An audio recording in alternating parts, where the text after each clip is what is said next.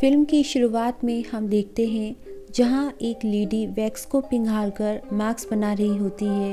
पास में ही उसका बेटा नाश्ता कर रहा होता है।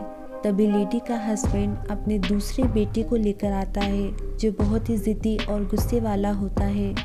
वे दोनों उसे चेयर पर बांधकर नाश्ता कराते हैं। फिर सीन शिफ्ट होता है जहां हम देखते हैं 6 दोस्त फुटबॉल का मैच देखने के लिए कहीं जा रहे होते हैं। इसमें कार्ली, उसका बॉयफ्रेंड वेड, भाई निक और 3 अन्य दोस्त होते हैं जिनका नाम पेज, डल्टन और ब्लैक होता है। जाते वक्त वे सड़क किनारे एक बोर्ड देखते हैं जिस पर लिखा होता है ट्रूडीज हाउस ऑफ वैक्स। वे आगे जाकर जंगल में कैंप लगाते हैं और बहुत इंजॉय कर रहे होते हैं। तभी वहाँ एक ट्रक आकर खड़ा हो जाता है और ट्रक की बीम से उन्हें डिस्टर्ब करता है। सब उस पर चिल्लाते हैं पर वे वहाँ से नहीं जाता।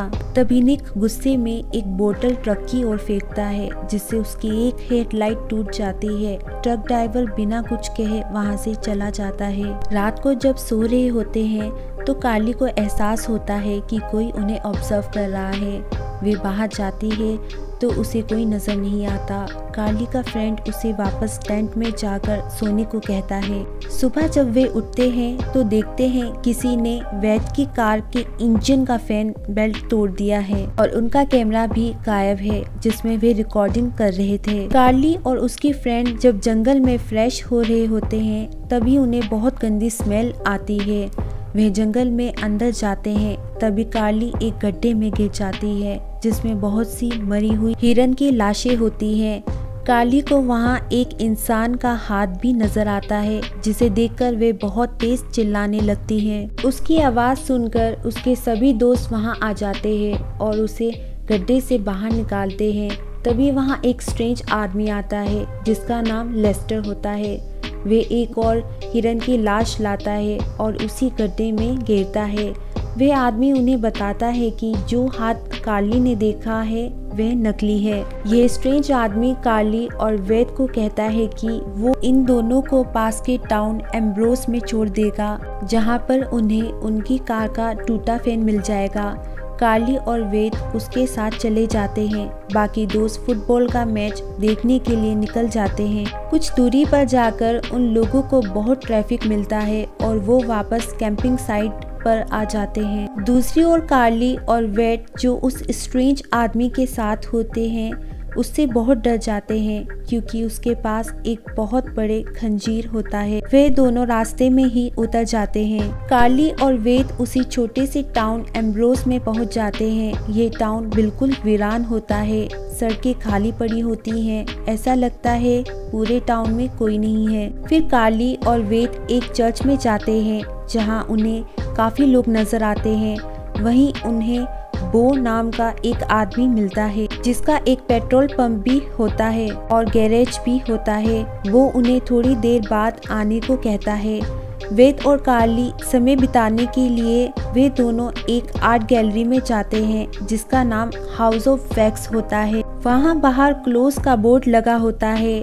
तब भी वो दोनों अंदर चले जाते हैं। फिर कार्ली और वेद अंदर देखते हैं। अंदर बहुत सारे वैक्स से बने स्टैचूज होते हैं जो बिल्कुल असली लग रहे होते हैं। जब कार्ली शीशे में अपने आप को देख रही होती है तभी उसे शीशे में एक मास्क पहने आदमी नजर आता है जो विंडो से उन्हें देख रहा होता है। कार्ली बहुत डर जाती है और वो दोनों वहाँ से बाहर आ जाते हैं। फिर वेद और कार्ली बो के गैरेज में जाते हैं और अपनी कार के साइज का फैन ढूंढने लगते हैं पर उन्हें सेम साइज का फैन नहीं मिलता। जब वे वहां से जा रहे होते हैं तभी वहां बो आ जाता है और उन्हें कहता है कि जिस साइज का फैन बेल्ट उन्हें चाहिए वो उसके घर पर है। कार्ली और वेद बो के साथ उसके घर जाने लगते हैं। रास्ते में बो उन्हें ट्रूडीज हाउस ऑफ वैक्स की स्टोरी सुनाता है। वो बताता है वहाँ एक डॉक्टर अपनी वाइफ और 2 बच्चों के साथ रहता था। फिर उनके मरने के बाद उनके बच्चे बिल्कुल अकेले रह गए थे।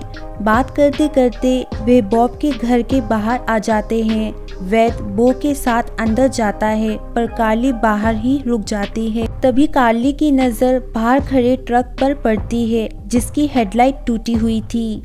ये देखकर कार्ली समझ जाती है कि ये वही ट्रक है जो बीती रात उनके कैंप के पास था। तभी कार्ली अपने फ्रेंड्स को कॉल करती है पर वो कॉल रिसीव नहीं करते, तो वो वॉइस मैसेज ड्रॉप कर देती है। फिर कार्ली ट्रक का हॉर्न बजाने लगती है ताकि वेद बाहर आ जाए। इतने में ही वहाँ की लाइट चली जाती है। इतने वेद कुछ समझ पाता, वहाँ एक मास्क वाला आदमी आता है जो वेद पर हमला कर देता है, जिससे वेद बेहोश हो जाता है। वो भी बाहर आकर कार्ली पर हमला कर देता है। कार्ली बड़ी मुश्किल से वहाँ से भाग निकलती है, उसी चर्च में आती है जहाँ वो लोग दिन में आए थे। कार्ली देखती है जो आदमी उसने सुबह देखा था वे असल में वो सब तो स्टैच्यूज होते हैं। कार्ली से एक स्टैच्यू का हाथ टूट जाता है। टूटा हाथ असल में एक इंसान का हाथ होता है, जिसे देखकर कार्ली डर जाती है और समझ जाती है कि सारे स्टैच्यूज इंसानों को मारकर बनाए गए हैं। तभी वहाँ वो आ जाता है और कार्ली को अपने साथ गैरेज ले जाता है। गैरेज में वो उसे बांध देता है और कार्ली के मुंह को स्ट्रॉन्ग ग्लू से चिपका देता है। दूसरी ओर वो मास्क वाला आदमी, जिसका नाम विंसेंट होता है, वेद को एक मशीन में बांध देता है और उस पे गरम गरम वैक्स डालकर उसे जिंदे को ही स्टैच्यू बना देता है। दूसरी ओर कार्ली को ढूंढते हुए निक उसी गैरेज के पास आ जाता है। वो गैरेज से बाहर आता है। निक उससे कार्ली और वेद के बारे में पूछता है, जिस पर वो कहता है कि उसने किसी को नहीं देखा।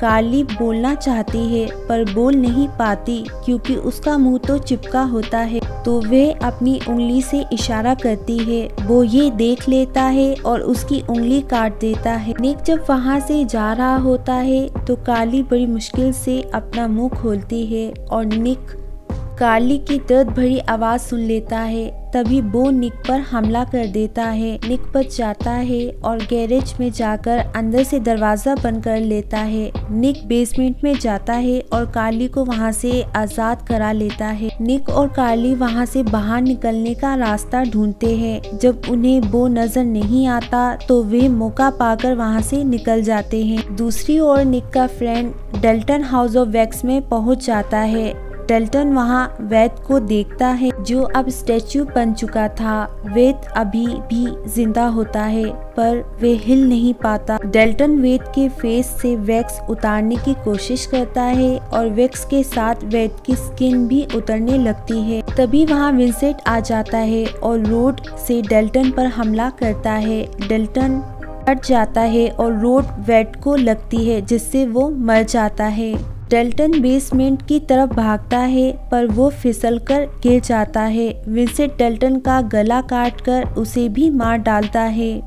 इसके बाद सीन उनके कैंपिंग एरिया में शिफ्ट होता है, जहां पर कार्ली के दोस्त पेज और ब्लैक होते हैं। ब्लैक कार्ली का वॉइस मैसेज सुनता है। तभी वहां विंसेंट आ जाता है और ब्लैक को मार डालता है। विंसेंट पेज को भी बेरहमी से मार देता है।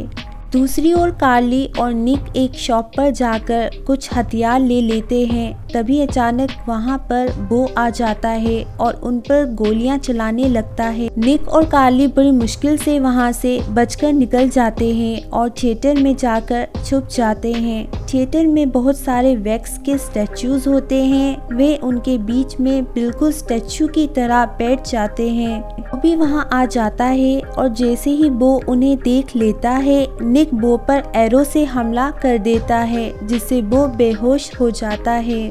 कार्ली और निक बो के घर पर जाते हैं। बो के घर पर कार्ली और निक को विंसेंट और बो के बचपन की तस्वीर मिलती है, जिसमें वो जुड़े होते हैं। तभी वहां पर बो आ जाता है जो बहुत बुरी तरह से जख्मी होता है। बो अपने एरो निकालता है। तभी विंसेंट कार्ली के फ्रेंड्स की डेड बॉडीज लेकर आ जाता है। बो विंसेंट का वैक्स मास्क ठीक करता है। विंसेंट और बो आपस में बात कर रहे होते हैं, जिससे क्लियर हो जाता है कि वो दोनों भाई हैं और वो ट्रूडी फैमिली के बच्चे होते हैं। निक और कार्ली बेसमेंट में जाते हैं, जहां उन्हें पूरे टाउन का सर्किट मिलता है। वे वहां से लाइट ऑन कर देते हैं। लाइट ऑन होते ही बो और विंसेंट को पता चल जाता है कि वे दोनों बेसमेंट में हैं। बेसमेंट में उन दोनों को उनके फ्रेंड्स की बॉडी भी मिलती है, जिस पर बहुत वैक्स लगा होता है, जैसे ही वो उसे टच करते हैं उसका सर धड़ से अलग हो जाता है। तभी वहाँ पर विंसेंट आ जाता है। निक और विंसेंट की काफी जोरदार लड़ाई होने लगती है। निक वहाँ पर आग भी लगा देता है। निक और कार्ली वहाँ से भागकर हाउस ऑफ वैक्स में चले जाते हैं। कार्ली जब वहाँ पर पहुँचती है तो वहाँ पर वैद को मरा हुआ पाती है, जिसे देखकर वे बहुत दुखी हो जाती है। तभी वहाँ पर बो आ जाता है और निक और बो की बहुत ज़बरदस्त लड़ाई होने लगती है। दूसरी ओर बेसमेंट में लगी हुई आग हाउस ऑफ वैक्स तक पहुँचने लगती है। इस वजह से हाउस ऑफ वैक्स मेल्ट होने लगता है। लड़ाई के दौरान निक बहुत ज़्यादा जख्मी हो जाता है। ये देखकर कार्ली बो को बहुत बेरहमी से मारती है, जिससे बो मर जाता है। विंसेंट भी वहाँ पर आ जाता है और अपने भाई को मरा हुआ देखता है। वह कार्ली को मारने के लिए उसके पीछे दौड़ने लगता है। बिल्कुल सही मौका पाकर निक वहाँ आ जाता है और विंसेंट से लड़ने लगता है। कार्ली निक की टांग में धंसा हुआ चाकू निकालती है और उसी चाकू से विंसेंट को मार देती है और धक्का दे देती है। विंसेंट नीचे अपने भाई बो पर जाकर गिर जाता है। आग बहुत ज़्यादा फैल चुकी थी, जिसकी वजह से पूरे घर की दीवारें भी पिघलने लगी थी और कार्ली घर के ऊपर की साइड जाने लगते हैं और वहां से एक वॉल को फाड़कर बाहर निकल जाते हैं और फाइनली वो दोनों बाहर आ जाते हैं और देखते ही देखते पूरा घर पिघलकर गिर जाता है। अगले ही दिन वहां पर बहुत सी पुलिस और एम्बुलेंस आ जाती है। अब कार्ली और निक को पता चलता है कि ये जगह मैप पर भी नहीं है और ये एरिया रिस्ट्रिक्टेड है। इसी वजह से पुलिस की नज़र यहाँ हो रही घटनाओं पर नहीं पड़ी। जब निक और कार्ली एम्बुलेंस में वहाँ से जा रहे होते हैं, एक पुलिस ऑफिसर को कॉल आता है कि ट्रूडीज फैमिली के 3 बच्चे थे और वो तीसरा बच्चा लेस्टर होता है, जो कार्ली और निक को जाते वक्त अलविदा कर रहा होता है। यहीं पर ये मूवी एंड हो जाती है। ये फिल्म 2005 में रिलीज हुई थी और इसकी IMDb रेटिंग 5.4 है।